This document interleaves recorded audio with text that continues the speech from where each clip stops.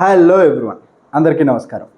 So ఈ వీడియోలో మనం లే ఆఫ్స్ గురించి మనం డిస్కస్ చేద్దాం. చాలా వరకు రీసెంట్ టైంలో లే ఆఫ్స్ అనే వర్డ్ మనం రిపీటెడ్గా వింటున్నాం. సో చాలామంది జాబ్స్ పోయాయి, లే ఆఫ్స్లో జాబ్స్ పోతున్నాయి. సో కొన్ని వార్స్ వల్ల ఇంకో రీజన్స్ వల్ల లే ఆఫ్స్ జరుగుతున్నాయి, దీనివల్ల జాబ్స్ పోతున్నాయి అనే పదాలు మనం రెగ్యులర్గా వింటూ ఉన్నాం. సో అసలు ఈ లే ఆఫ్స్ అంటే ఏమిటి, ఇది ఎందుకు జరుగుతుంది అనే దాని గురించి ఈ వీడియోలో మనం డిస్కస్ చేద్దాం. సో మెయిన్ టాపిక్లోకి వెళ్ళే ముందు నాది ఒక చిన్న రిక్వెస్ట్ అండి, యూ ఆల్రెడీ నోస్. సో మీరు కనుక ఇంకా మన ఛానల్ని సబ్స్క్రైబ్ చేసి ఉండకపోతే ప్లీజ్ సబ్స్క్రైబ్ చేయండి. అండ్ అదేవిధంగా మీ ఫ్రెండ్స్కి ఇలాంటి ఇన్ఫర్మేటివ్ వీడియోస్ షేర్ చేస్తే వాళ్ళకి ఏదో విధంగా హెల్ప్ అవుతుంది అండ్ నాకు ఏదో విధంగా హెల్ప్ అవుతుంది. అండ్ ఈ వీడియోని లైక్ చేసి చూడండి, ఎందుకంటే మీరు చేసే ఒక చిన్న పని నాకు ఒక పెద్ద ఇంపాక్ట్ని ఇస్తుంది అనమాట. సో మెయిన్ టాపిక్లోకి వస్తే లే ఆఫ్స్. సో ఈ లే ఆఫ్స్ అనేది ఎందుకు చేస్తారు అని అంటే kind of cost controlling. So ఇప్పుడు వాళ్ళ కంపెనీస్లో ఎక్కువ ఎక్స్పెన్సెస్ జరుగుతున్నాయి, ఎక్కువ కాస్ట్ అవుతుంది, అంటే ప్రాజెక్ట్లో ఎక్కువ వాళ్ళ రెవెన్యూ కంటే కూడా ఆ ప్రాజెక్ట్లో వాళ్ళకు వచ్చే రెవెన్యూ మేబీ ఇది డిపెండ్స్ అపాన్ కొన్ని అదర్ రీజన్స్ని కూడా ఎఫెక్ట్ చేస్తుంది అనమాట. ఎలా అంటే ఇప్పుడు మీకు మీ కంపెనీ ఏదైతే ఉందో మీ కంపెనీకి ఒక ప్రాజెక్ట్ వచ్చింది.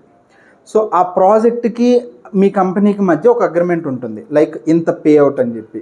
ఇప్పుడు ఆ ప్రాజెక్ట్ ఓనర్స్ ఎవరైతే ఉన్నారో, క్లయింట్స్ ఎవరైతే ఉన్నారో, మేబీ ఇప్పుడు వాళ్ళకి బాగా లాభాలు వచ్చాయనుకోండి, కైండ్ ఆఫ్ బోనస్లు ఇలాంటివి వస్తాయి. బాగా లాసెస్ వస్తే అప్పుడు పే అవుట్స్ కూడా తగ్గుతాయి కదా.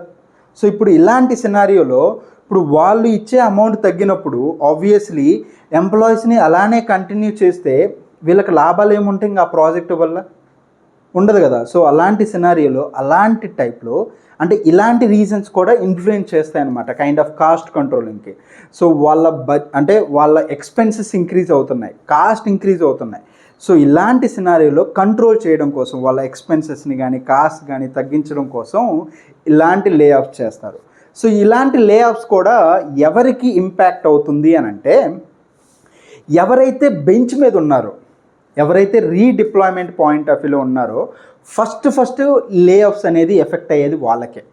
బికాస్ బెంచ్ పీరియడ్ మీద ఉన్న వాళ్ళు ఎవరైతే ఉన్నారో వాళ్ళ వల్ల కంపెనీకి, ప్రాజెక్ట్కి కానీ ఆర్గనైజేషన్ కానీ ఏ విధంగానూ హెల్ప్ అవుతుంది. బికాస్ వాళ్ళు ఊరికే శాలరీ అనేది తీసుకుంటున్నారు, ఆబ్వియస్లీ శాలరీ అనేది తీసుకుంటున్నారు. ఇప్పుడు దీనివల్ల ఏం ఉపయోగం ఉంది చెప్పండి, right? There is no use bench employees వల్ల. ఎందుకనంటే వాళ్ళు ఖాళీగా ఉండి శాలరీస్ తీసుకుంటున్నారు ఏ వర్క్ చేయకుండా. సో ఫస్ట్ వాళ్ళ మీదనే పడుతుంది, ఫస్ట్ బెంచ్ ఎంప్లాయీస్ని తీసేస్తారు. వాళ్ళని తీసేస్తే ఒక టైప్ ఆఫ్ కాస్ట్ కంట్రోలింగ్ అనేది జరుగుతుంది అనమాట.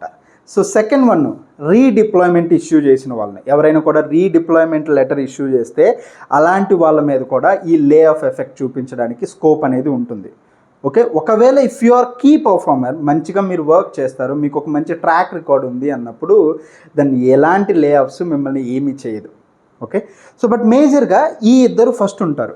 ఇకపోతే third one, new heirs.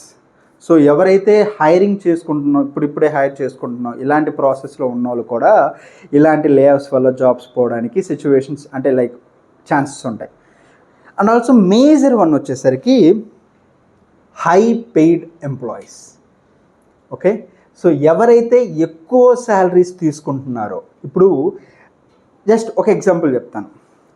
So there is one project, ఆ ప్రాజెక్ట్లో వర్క్స్ విల్ బి సేమ్, అందరూ కూడా ఇన్వాయిస్ ప్రాసెసింగ్ చేస్తున్నారు అనుకుందాం.